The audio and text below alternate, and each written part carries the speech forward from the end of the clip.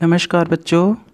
आज हम आपकी इस ऑनलाइन क्लासेस में कक्षा 6 की व्याकरण की पाठ्य पुस्तक संस्कृत व्याकरण निधि का पाठ संख्या 17 मम शरीरम का अध्ययन करेंगे।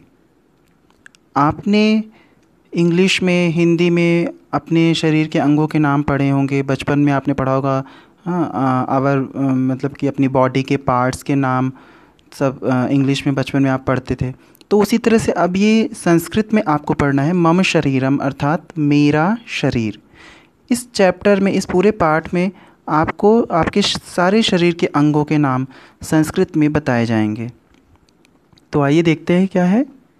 सबसे पहले आप देखिए, एक छोटा सा लड़का है जिसके हर एक अंग के पास से एक तीर आया और उसके सामने नाम लिखा है। तो हम एक एक पढ़ते हैं। सबसे पहले हम बाएं साइड से प्रारंभ करते हैं। बाएं साइड में सबसे ऊपर है मम शिरः।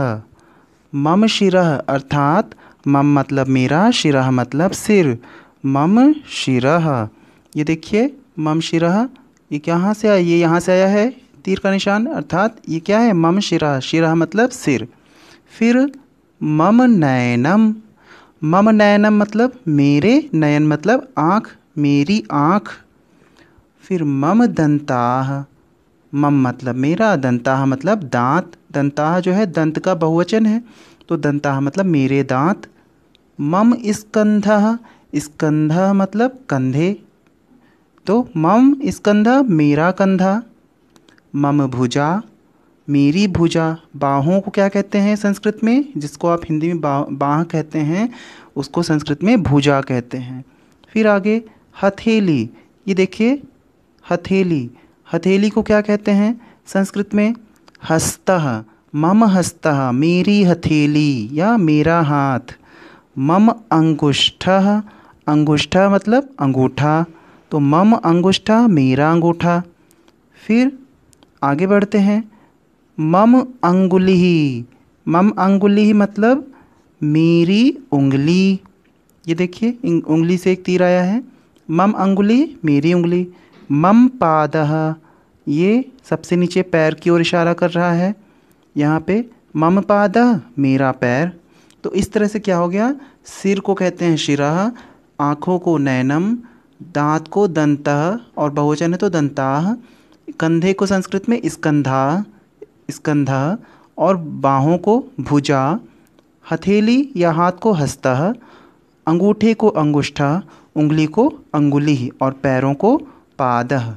अब चलते हैं इस तरफ। मम मस्तकम।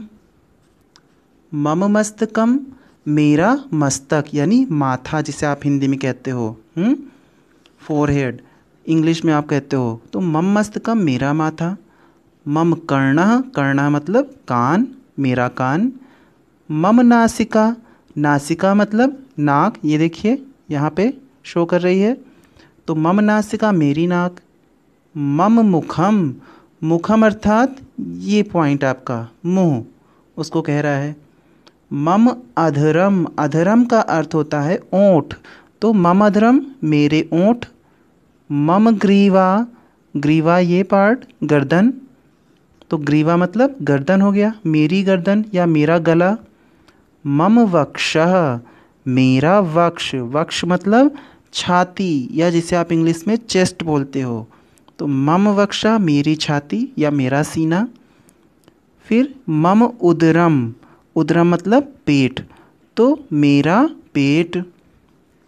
फिर आगे मम जंघा। जंघा अर्थात ये जो आपके घुटनों से ऊपर का भाग होता है, कमर और घुटनों के बीच का भाग, ये पैरों का, ये जंघा कहलाता है। तो जांघ जिसे आप हिंदी में कहते हो, मम जंघा मेरी जांघ।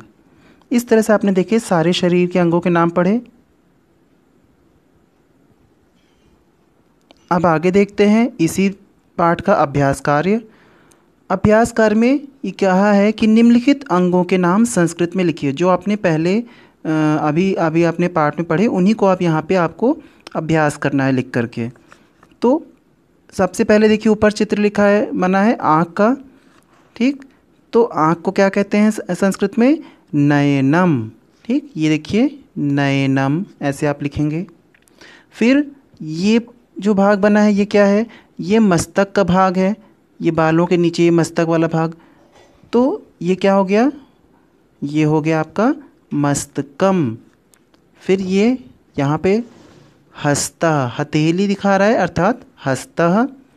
इसके बाद ये हो गया आपका ओंठ, ओंठ को संस्कृत में क्या कहते हैं, अधरम। फिर उसके बाद आ रहा है आपका नंबर, ये इसमें देखिए ये तीर का निशान बना है, उंगली की ओर इशारा कर रहा है, तो उंगली को क्या कहते हैं संस्कृत में, अंगुली ही। इसके बाद नंबर आता है ये कान का चित्र बना है, कान को संस्कृत में क्या कहते हैं, कर्णः। फिर ये इसमें देखिए ये मुंह में दांत दिखाई दे रहे हैं, दांतों को संस्कृत में क्या कहते हैं, दंताः। और ये जीभ, इसमें आपको जीभ दिखाई दे रही है, और जीभ को संस्कृत में क्या कहते हैं, जिह्वा। फिर इसी तरह से अंगूठा की ओर इशारा कर रहा है, अंगूठे को संस्कृत में कहते हैं अंगुष्ठा। और ये लड़का जो बना है ये अपनी उंगली से अपने गर्दन की ओर इशारा कर रहा है, तो गर्दन को संस्कृत में क्या कहते हैं, ग्रीवा। ठीक, तो आशा करता हूँ आपको समझ में आया होगा। आप इन शब्दों का अपने से अभ्यास करें, अपने शरीर के अंगों को बता करके। अगले वीडियो के लिए फिर मिलते हैं, तब तक के लिए धन्यवाद।